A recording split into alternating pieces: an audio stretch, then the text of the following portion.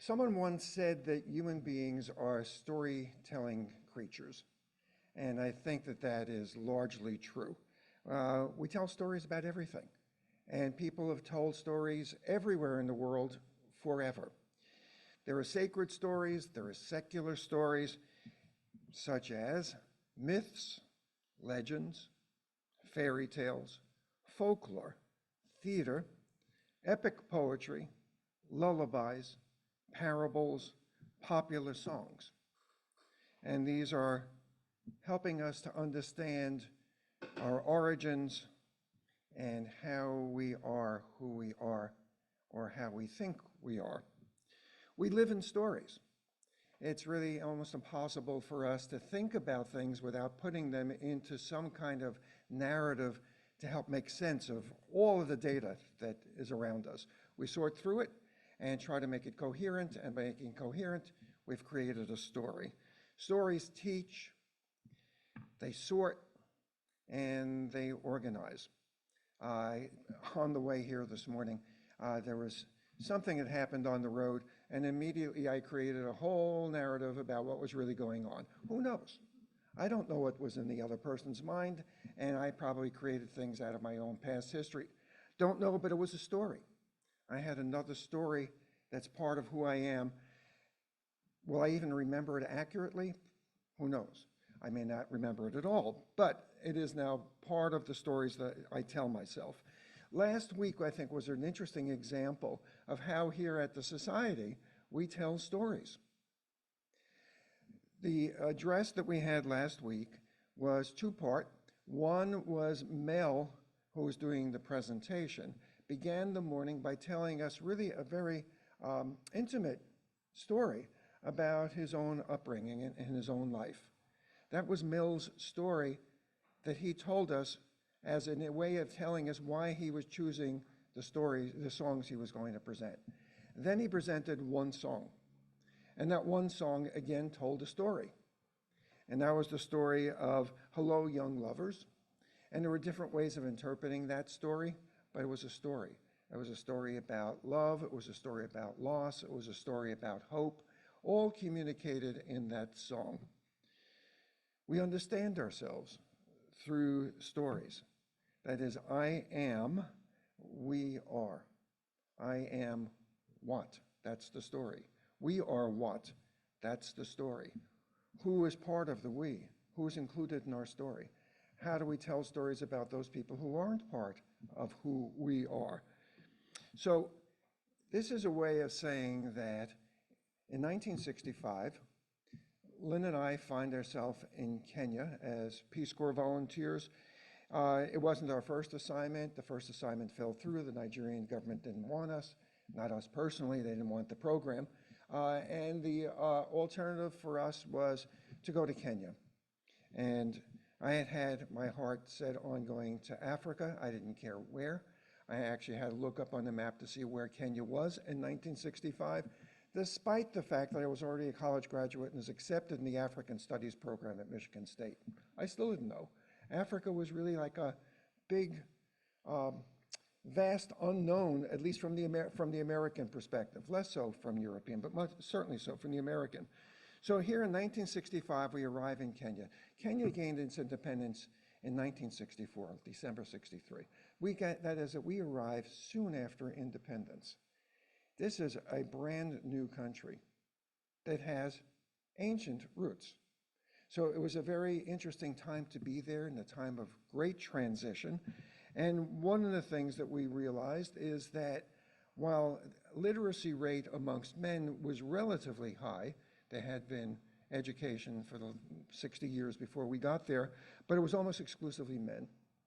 Women were largely illiterate at that time. There were some exceptions, but clearly they were the exceptions. What's more is that literacy being new in the country was a reflection of the written record as being new, at least in Western Kenya, not so along the coast in Kenya. But the interior, literacy was a new phenomenon. Up until 1905, when the British arrived, nothing was written down in the western part of Kenya. It was all oral. It was an oral tradition. Other parts of the country by 1965 had some written records, not only historical, but fiction and poetry, but not where we lived in the western part of the country. There was nothing about Kisi, where we lived, that district, the name of the people, the name of the district, the name of the language. There was no written stories of any sort. Everything was oral. Even history books scantily mentioned this part of the country.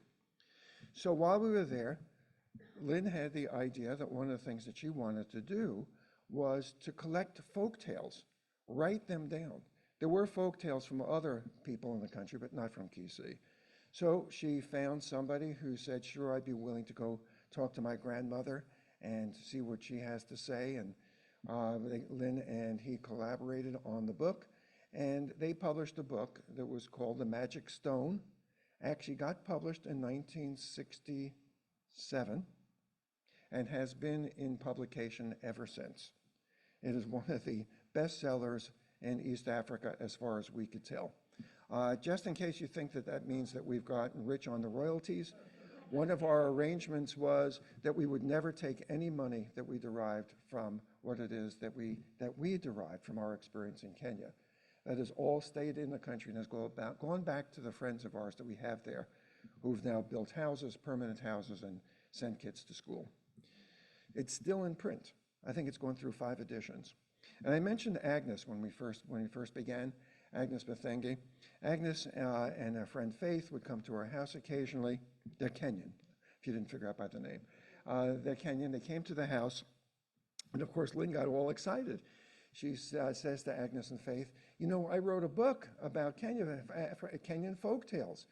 Would you like to see it? So, of course, she goes upstairs and comes down with a book. They take a look at the book and they say, oh my, you're the person who wrote that book. We read this book when we were kids. It's in our schools. Everybody knows this book. I don't know about everybody. That was an exaggeration. But nevertheless, it became the first written piece of fiction, if you'd like, if you think of folktales as being fiction, about Kisi. 20 years later, when we were home, I began to write my doctoral dissertation, which was really horrible. The experience of writing is horrible. That is that it's, what should I say, it's anti-creative. In some sense, it's filling in the blanks. You have to do what you have to do.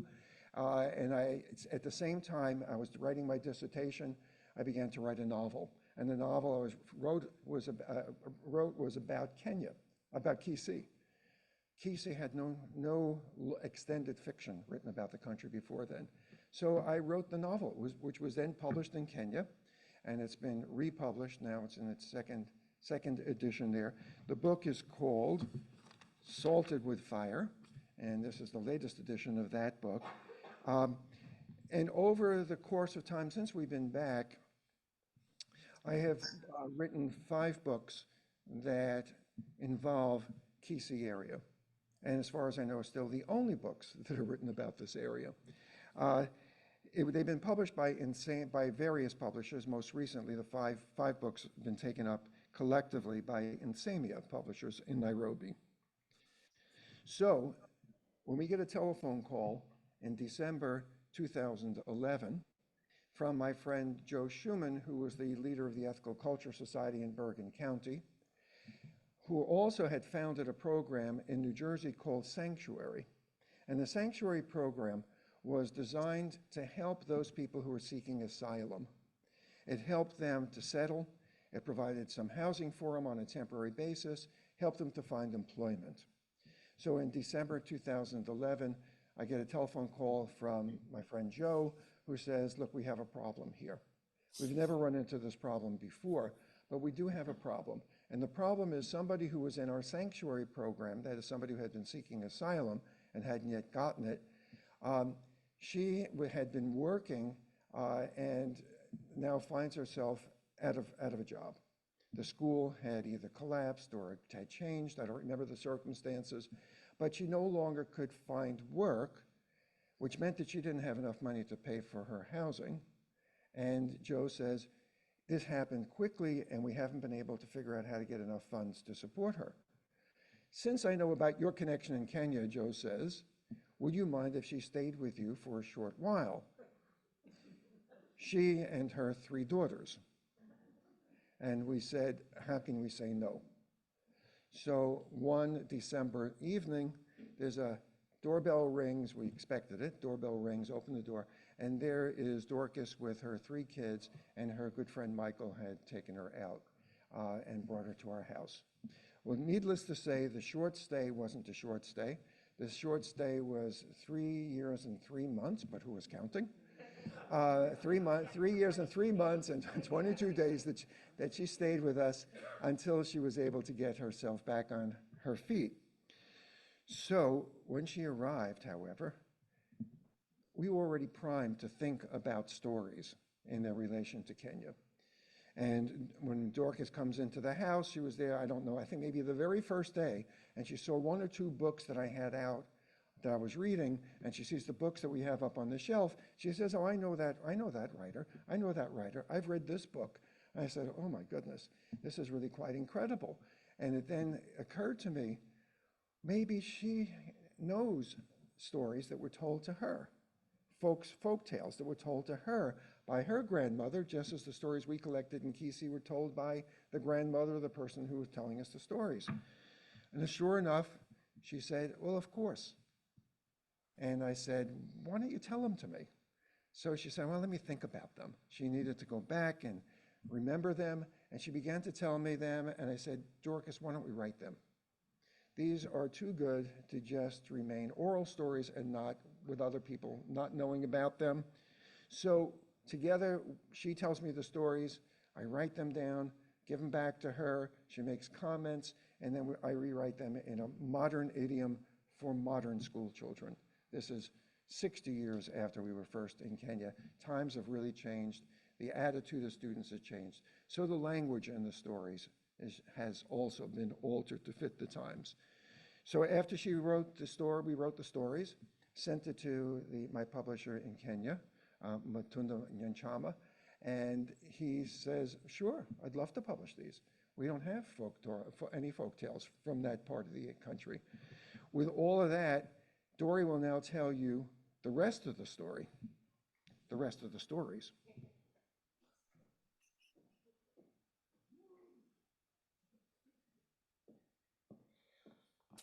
Good morning, everyone. Well, I don't have anything else to add, yes?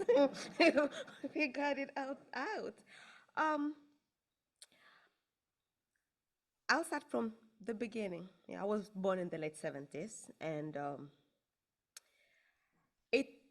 we grew up in a village, and we were mostly, we were farmers, and we kept animals, goats, chickens, sheep, and all that. And it was a wonderful life. We lived in our little thatched houses. I still miss sleeping on those thatched houses because it's so cozy and nice. And we did our chores. We went to school. It was a mission school, and we will walk 5 miles one way, 5 miles back. But it was really, really a wonderful life.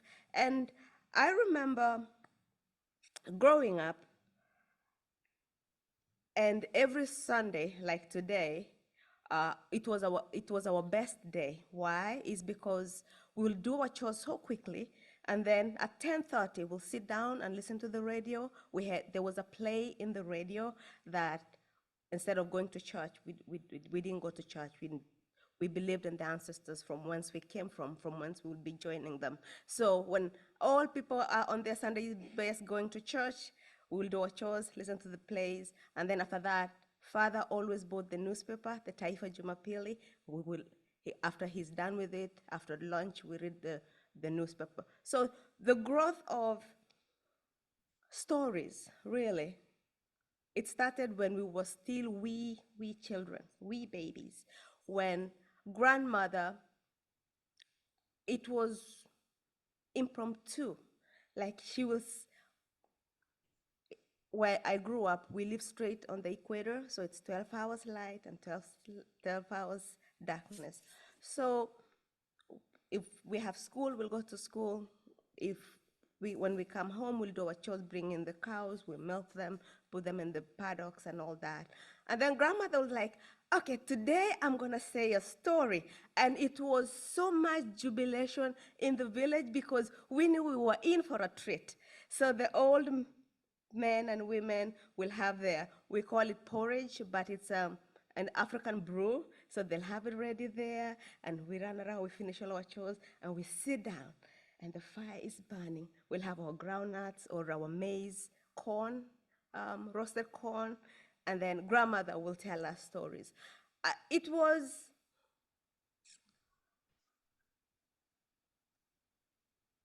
was magical, if I can use that word, because all of us, all the villagers are there, the children, the little ones on the breast with their moms, all of us just waiting to hear a story, even though the elders, the moms and the dads are all grown and maybe they had it, but all of us were there. And that togetherness, it put the Tugen, my community, the Tugen together, and it fostered community, just like what we are doing right here, all of us here right now.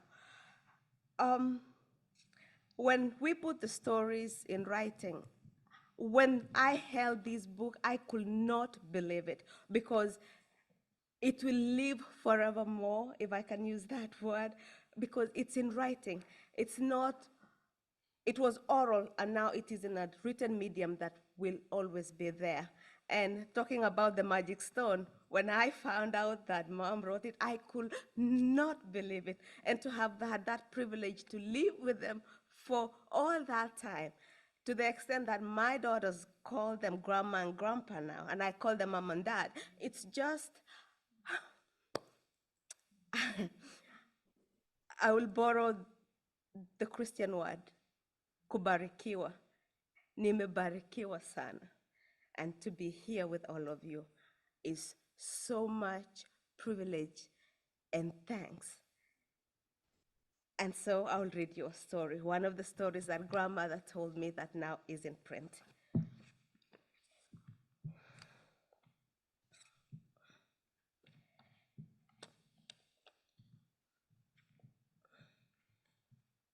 Okay, this is, mix it up, sorry, excuse me.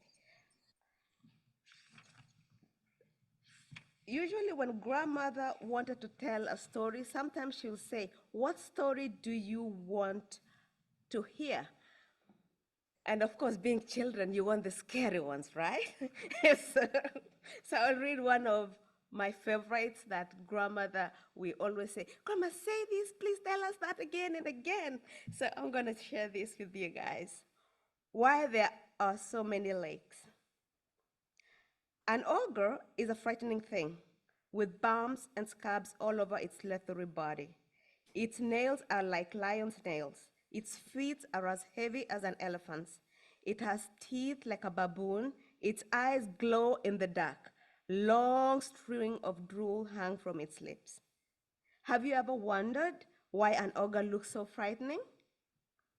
I don't think anyone really knows the answer to this riddle. Maybe it's too scary to find out, but there are good tales about ogres. So I will tell you one about King Ogre. I will tell this one about why there are so many lakes in the Great Rift Valley. Here is the story. Many years ago, there are two groups that lived in a long valley that began high in the mountains and ended at the sea many miles away. One group was humans, the other group was ogres. Although the two groups lived far away from each other, they did not know each other's existence. By staying apart, they lived peacefully with one another. I don't know why ogres didn't bother with the humans. Maybe they thought they were strange creatures, but it is clear why people avoided ogres. Ogres were much, much bigger than humans. They're really huge. So why would any person take a chance going near them? Luckily, humans and ogres didn't need each other. The land was kind to both of them. There was sunshine when the sun should shine, and there was rainfall when the rain should fall. The ground was also giving. It was as though beans, maize, millet, bananas, and potatoes grew on their own. Plant a tree, and soon there was enough shade. Life was pleasant. Until that is, the weather turned from perfect to dreadful at the place where the humans lived. Abundance now became scarcity. Plenitude became scarcity. The good life became the difficult life. Life for August continued as usual. Surely, a few humans thought, if August could help, ask August, how do you propose we do that? Walk up and say, hello, Olga, I'm hungry. You'll be gobbled up for lunch, and that will be the end of your hunger. No one could disagree. Augurs weren't pleasant creatures. But they had to do something, so the discussion continued. They have more food than they need, another said. Well, we don't have enough to quiet the argument in our stomachs. We have to do something, and it better be soon. And no one could disagree with that either. So what were they to do? The only solution they could find was to mount a raid against August and take what they needed for their survival. What foolishness, really? We will all be killed. But if we don't do it, we're going to starve. Look at the children. But at least we will die trying to save ourselves, they consoled themselves. They put their plan into action. They would move only on a moonless night. The unsuspecting augur guards were sure to be asleep. If the raiders were quiet, they would be able to take the food they could and escape unharmed before any augurs woke up. They crept noiselessly from granary to granary, filling their sacks with all the foodstuffs they could find. Augurs were wheezing, coughing, snoring, and mumbling in their deep slumber, muffled the humans' footsteps and whispers. Having gotten what they just came for, they turned to return home. Just then, one human spotted an animal tied to a tree. Let's take that fat bill. Shh! Let's take that fat bill. That will make a good soup and meat. No, leave it. We can't travel fast enough with such an animal in tow, another responded. It will slow us down, and the augurs will catch us for sure. But once the idea of having roasted meat entered their minds, they couldn't rid themselves of the thought of eating the tasty meal. So they tied the bull's mouth shut and put a rope around its neck. The strongest humans pulled the bull to keep pace with the swift return to the village.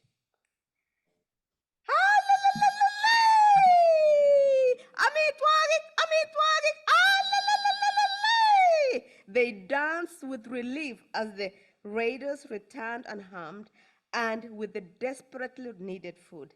They sacrificed the bull in the celebration of the safe homecoming and the end of the hunger. Not long after, King Augur awoke from his long slumber. Once he discovered what had happened, he was very, very angry. Not angry about the stolen food, that hardly mattered, as there was much more in the village. What caused his eyes to pop and the veins in his temples to swell, what caused him to bare his fangs and to roar so loud that trees shook loose from their roots, was that his precious bull was gone. King Augur questioned his gods, but no one knew anything. King Augur didn't believe them. They must have stolen the bull themselves and feasted while he slept. In a rage, one by one, King Augur slew every one of his warriors. But that didn't bring back his prize bull. When his mind settled, he realized that his gods that had seized the bull, he realized that it wasn't his gods that had seized the bull, but the poor starving humans who had a very good reason to take it. Now, King Oga had one problem. He looked around and all the warriors were dead.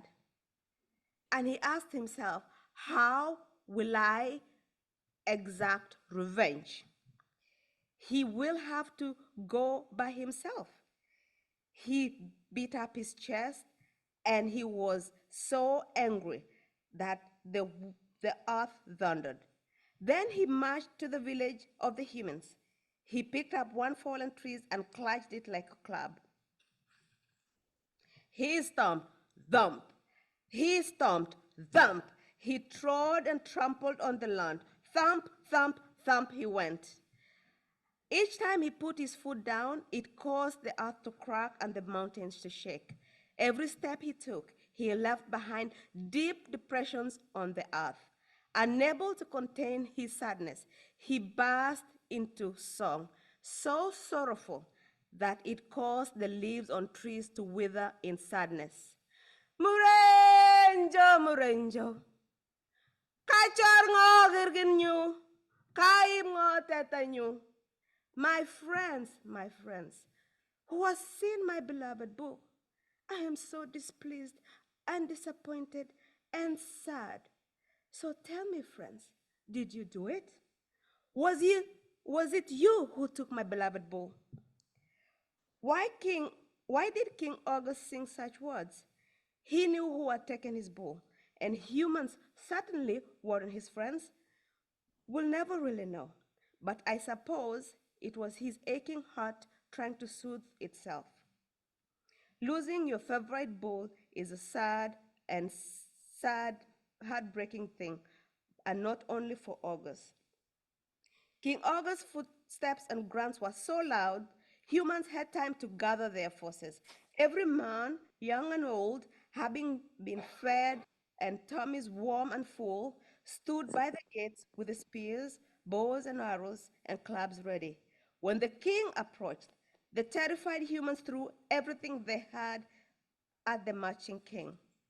Taken by surprise, King Ogre turned and fled, causing even bigger depressions in the earth as he ran. So do you see the water over there? It was a footstep that became Lake Bogoria. That one now is Lake Elementator. And then we have Lake Baringo, and we have Lake Magadi, Lake Natron. And so there we have it, friends, how the Rift Valley has so many lakes. Thank you.